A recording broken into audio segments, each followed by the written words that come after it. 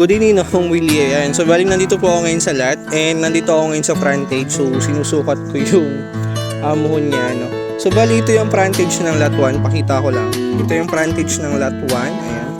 And ito naman yung frontage ng lot 2. So dito siya mag-start para may idea din kayo sa muhon na to. Abot naman doon. Ayan. Itong may palapa na to. So yan yung frontage ng lot 2, ano? So 25 meters po yan. So ito yung frontage niya sa beach. Ayan. So napakaganda ng view. Ayan. So bali ito yung beach frontage mo. So napakaganda. May mga nasakop siya na puno ng yun. So ngayon susukatin ko. Possible kasi yung pinakang view niya ayun, matapyas. Pero possible yung mababang area pumasok na sa lot 3. So ito naman yung frontage ng lot 3. Ayan. Going naman dito sa may palapa na to. So ito maganda, panalo din, frontage ng lot 3. So ngayon po is may buyer din dito na attorney. So tulat ang kukunin.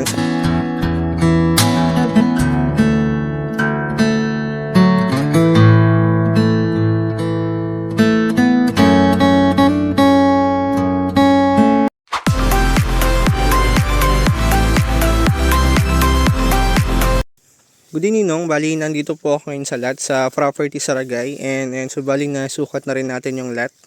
And so bali good news naman kasi lot 2 po pumasok yung bahay, ano. So bali ayan, bali doon tayo sa starting ng muhon para hindi kayo maligaw.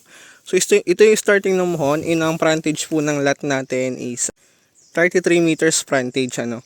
So mula naman po dito, ang frontage niyan is abot dun sa may nyug na mababa. So frontage, and ito yung land area niya. Yan, so napakaganda, platted. Bali may nakasabay po tayo sa tripping na attorneys po, ano. So bali tulat yung kukunin nila. So hubuti na lang nakasabay tayo sa tripping na hold na natin yung lot 2. So bali ito yung lot 2 ninong. So good news, nasa off natin yung bahay. And ayan, so bali ito yung land area, pakita ko lang. And nasa off din natin yung puno ng mangga. So mula dun sa starting ng muhon, ayan. So sa may palapa na yan. Ito yung lot 2. Ayan, so nasakop natin tong dalawang puno ng nyog na to. And abot doon sa may gilid ng mangga na yan. So yan po yung nasakop natin. So nasakop natin yan. Ayan, so yung mangga na malaki pumasok sa lot 2. So bali lot 2 po ito. Ayan, so ito yung kasabay natin mag-tripping. Attorneys po. Ayan. So lot 2. Ay, okay na, attorney. Opo, yung lahat para may idea yung buyers. Opo. So okay na po. Ano po yung napag-decisionan yung kunin? Hindi ko pa alam eh. Ito ba bibitawan mo? Interesado na po lot 2. D3. Opo. 3-4 ang kukunin nila. Okay.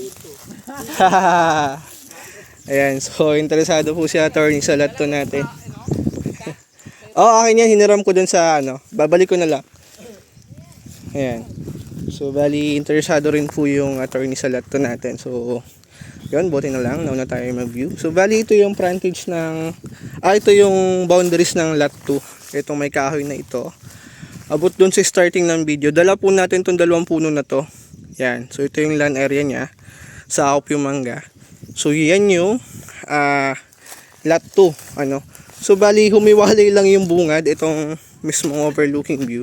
So pumasok siya sa lot itong portion na to. Pero kung ako tatanungin, lot ko kasi may view naman yung lot. Yan. So ang disadvantage lang ng lot, so bali may hindi siya ganun kapantay. Ayan, so medyo may tambakin siya na portion. Unlike sa lot 2 na platted yung area and same view lang naman po kayo, ano. So yung lot lang na ito ay pumasok sa lot 3 itong portion na to. Pero ito yung lot 2 natin. Ayan. So interesado si attorney. Ayan. So ito yung view sa lot 2. Ayan. So napakaganda. Talagang panalo ninong. So buti na lang at buti na lang talaga nauna tayo. Ayan, so ito naman yung beach frontage mo sa baba.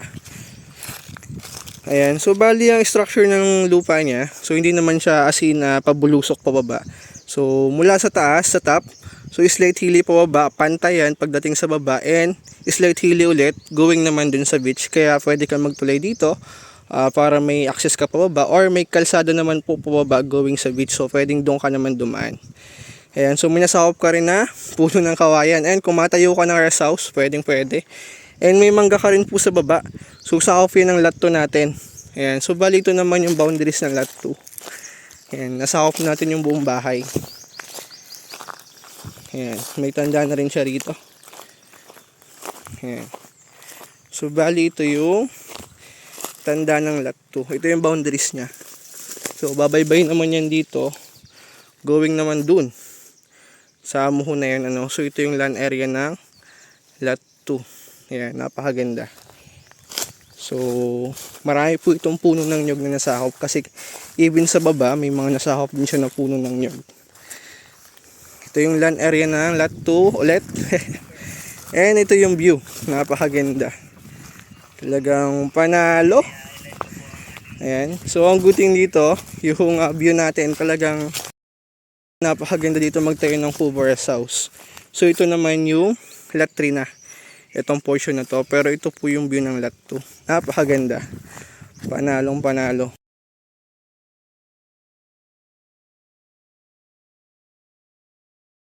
And nandito ako ngayon sa frontage, so sinusukat ko yung muhon niya, no. So bali ito yung frontage ng lot 1, pakita ko lang. Ito yung frontage ng lot 1, ayan. And ito naman yung frontage ng lot 2. So dito siya mag-start para may idea din kayo sa muhon na to. Abot naman doon, ayan, itong may palapa na to. So yan yung frontage ng lot 2, ano. So 25 meters po yan. So ito yung frontage niya sa beach. Ayan, so napakaganda ng view. And mamaya so susukatin ko naman to pataas doon, ano, para ma-visualize natin yung exact na sakop ng lot. Ayan, so ito yung frontage ng lot 2. Ayan, so mula dito sa muhon, ayan, so going naman dito. Ayan, so frontage to ng lot 2. Ayan, so bali ito yung beach frontage mo. So napakaganda, may mga nasakop siya na puno ng nyog. So ito naman yung frontage ng lot 3. Ayan, going naman dito sa may palapa na to. So ito maganda, panalo din. Frontage ng lot 3. So ngayon po is may buyer din dito na attorney. So 2 lot ang kukunin.